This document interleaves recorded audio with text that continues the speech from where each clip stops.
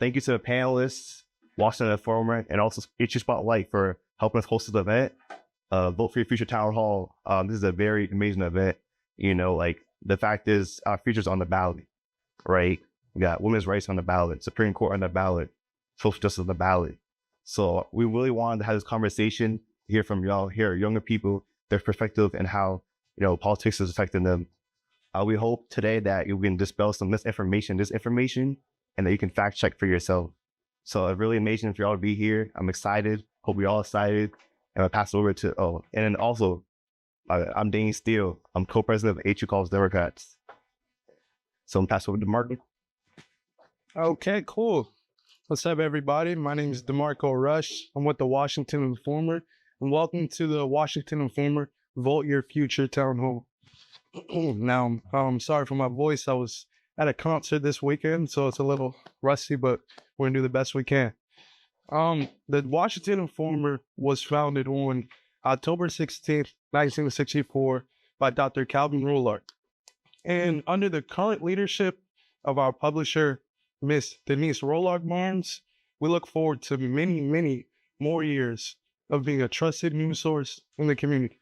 We want to thank the Howard University College Democrats, and I'm still going to say HU Spotlight Network. They were supposed to be here, but they really helped to get this event together. Could you guys give a hand of applause just for Danny and all of us Democrats? Now, this discussion will be focusing on key voting issues that are impacting the country and by your fellow Howard students. And while we're here, a quick plug. We want you guys to, before the election on November 5th, go to the WashingtonInformer.com and visit the Vote Your Future Voter Resource Guide. Now, on here, you can check your voter registration status, you can register to vote, and more. So go to WashingtonInformer.com, check it out. And without further ado, I'll allow the panelists to introduce themselves. Hi, my name is Kari Carbo. I'm a junior poli-sci major, international affairs minor from PG County, Maryland. Hello, everyone. My name is Willie White III, and I'm a junior honors political science major, sociology minor from Blacksburg, Georgia. Hi, everyone. My name is Ocean Galamo. I'm a freshman political science major, minor in economics from Gaithersburg, Maryland. Hi, I'm Noel Davidson. I am a returning student, political science government major from Harlem, New York. So I just want to ask really quickly, how many of you guys plan to vote in the upcoming election? Okay, good. If someone didn't, I would have been like, why? We would have gone into a discussion.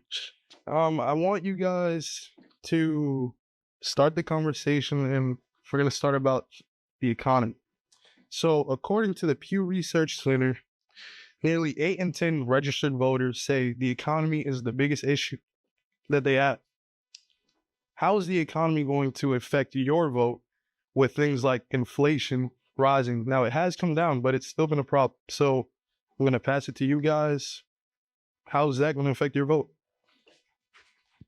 I say definitely being a student that's going to graduate very soon. When you go into the real world, you're going to have bills. You're going to have to worry about rent, and the cost of living right now is very high. It's like scary thinking, oh, if I don't get a job straight out of college, how am I going to be able to afford my livelihood? You're going to have loans to pay back. If you do have loans, it's like scary to think about. So I think the economy is a top issue for me.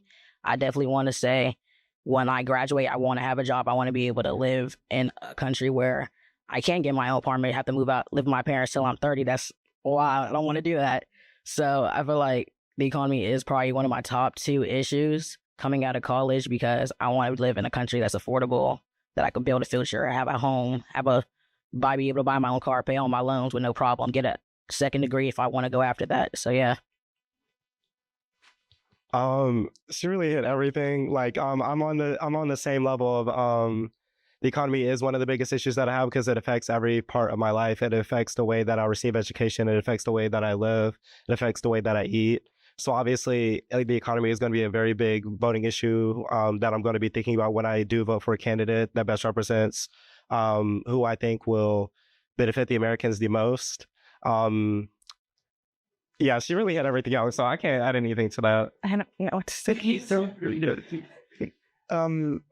Well, for one, I think that the economy is something that's on the minds of a lot of voters who are decided to vote for Trump. That's a very big talking point for a lot of Trump voters. They say that the economy, that I've heard that, vote for Kamala if you can afford to, right? Which my perspective on that is that I think there's a big misconception that there's this intimate relationship between the president and the economy.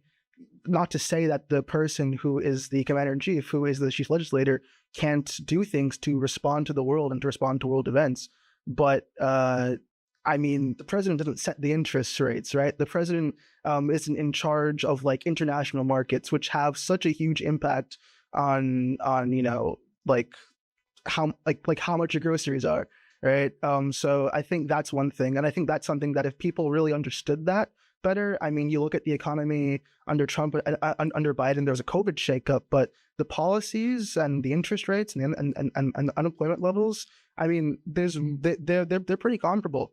One thing I will say though is that student loans is a big issue for me, and I'm sure it's a big issue for a lot of students. And I've heard a lot, from the Biden administration on that. And maybe this is just my ignorance, but I haven't heard a lot about that from Trump. So that's something that, I'm thinking about. Check. Good answers, everyone. We're gonna move this on to the ongoing conflicts overseas. So with wars happening right now in Sudan, the DRC, Ukraine, the Middle East, there's so much going on in the world right now. How will the way a candidate handles this affect your vote? I feel like international conflict is a big issue when it comes to a president because they do have the power to decide treaties and meet with other foreign leaders. I think when it comes to deciding a candidate, I don't necessarily agree with both candidates, but I don't look at a one issue when I'm choosing a candidate, even though the current Biden administration is been more pro-Israel and administering weapons and supporting Israel. I don't really support that, but when I look at who I'm voting for, I do see a future for a two-state solution, hopefully. I think if they address more of the humanitarian issues that are going on in Palestine, I think helping the people there rather than just being more pro-Israel because of our relationship with Israel, I think I'd be more behind them. So I'm not looking at that one issue when I'm picking a candidate, but I do feel like they could do more in regards to humanitarian issues. I definitely agree with that sentiment. I am disgusted about what's happening overseas in multiple different countries and America's hand in that. Obviously, I know it's a lot more complex than what many people think about it, but sometimes I don't really appreciate the way that either candidate talks about the issue that's happening over there, putting a lot more favor and empathy towards Israel. Or not really recognizing the thousands and thousands of children and women and people who are just dying in Palestine. So I don't really appreciate the way that either of them are talking about it in general. But I do agree with her about not looking at this as just a one issue election. There are multiple issues that both of the candidates are going to be focusing on and that will have an impact in their life. So you vote however you want to vote. You vote for whatever reasons you have, but make sure that you're looking at the candidates holistically and looking at every issue that they're going to be pushing for, because that one issue is not going to dictate your whole life. But don't dismiss any of your feelings about anything that's happening overseas, anything that's happening in America. Just make sure that when that candidate is elected, you don't stop being engaged with politics. You continue to be engaged with politics. You continue to hold them accountable and making sure that they're representing your values and what you want out of the people that you elected to be in those positions of power. Yeah, I agree with both of what they said. And I think what's also important to highlight is Donald Trump's relationship with Putin.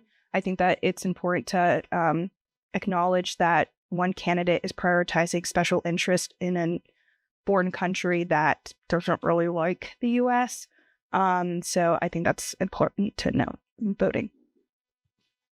Yeah, I just would want to add on that there has been this insanely successful psyop on Americans that have convinced a lot of people that Palestinian lives aren't as important as Ukrainian lives, and that these conflicts are different somehow. And I think there's the whole idea of America being not an isolationist country when it comes into a question of defending its place as like the lead, like the preeminent world superpower. And then, for that reason, a lot of people are like, oh yeah, we have to